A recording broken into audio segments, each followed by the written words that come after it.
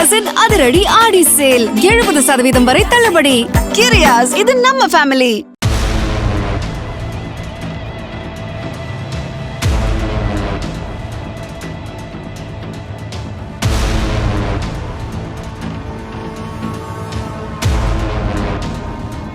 கடந்த 21ஆம் தேதியன்று இரவு தருமபுரி மாவட்டம் ஒருங்கிணைந்த நீதிமன்ற வளாகம் அருகே உள்ள விவசாய நிலத்தில் இருந்து துர்நாற்றம் வீசுவதாக அப்பகுதியில் சென்றவர்கள் போலீசாருக்கு தகவல் தெரிவித்தனர்.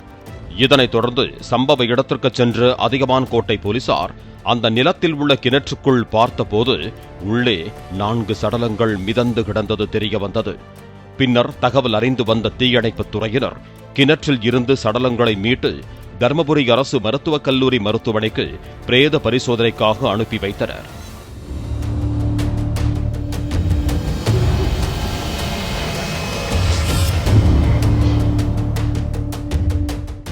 இறந்தவர்கள் தொக்கம்பட்டி கிராமத்தைச் சேர்ந்த அம்சா மற்றும் அவரது 16 வயது மகள் ஜீவிதா, 6 வயது மகள் நவீனா மற்றும் 3 வயது மகன் குமரன் என்பது தெரியவந்தது.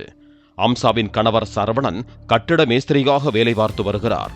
கடந்த 17ஆம் தேதியில் இருந்தே மனைவி மற்றும் குழந்தைகள் மாயமானதாக சரவணன் தேடி வந்துள்ளார்.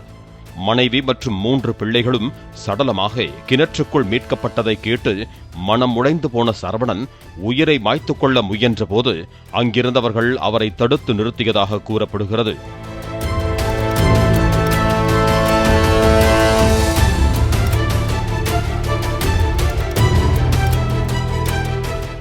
இந்த சம்பவம் குறித்து அதிகமான் கோட்டை போலீசார் வழக்கு பதிவு செய்து சரவணனிடம் விசாரணை மேற்கொண்டனர். அப்போது பல அதிர்ச்சி தகவல்கள் வெளியே வந்தன.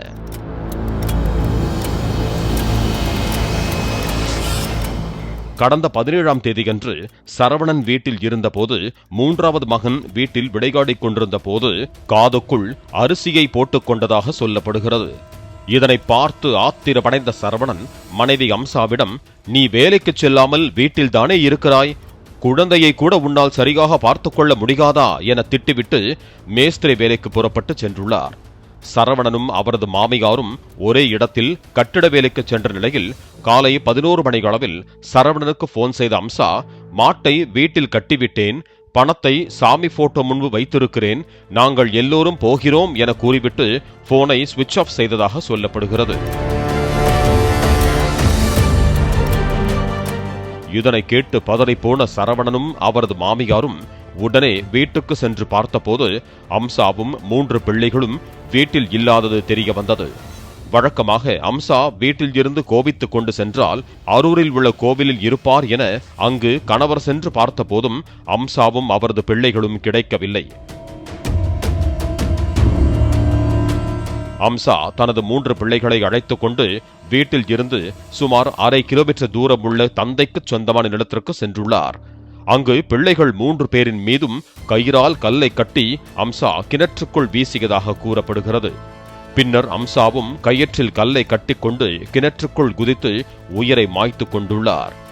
கணவர் ஆத்திரத்தில் திட்டியதால் மனைவி பிள்ளைகளை அழைத்துக் கொண்டு கொலை செய்து தானும் உயிரை மாய்த்துக் கொண்ட சம்பவம் அப்பகுதியில் பெரும் பரபரப்பை ஏற்படுத்தி இருக்கிறது.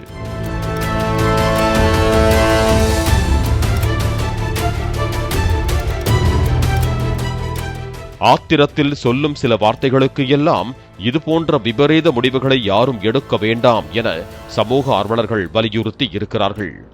பாலிமர் செய்திகளுக்காக தருமபுரி செய்தியாளர் குருபிரசாத்.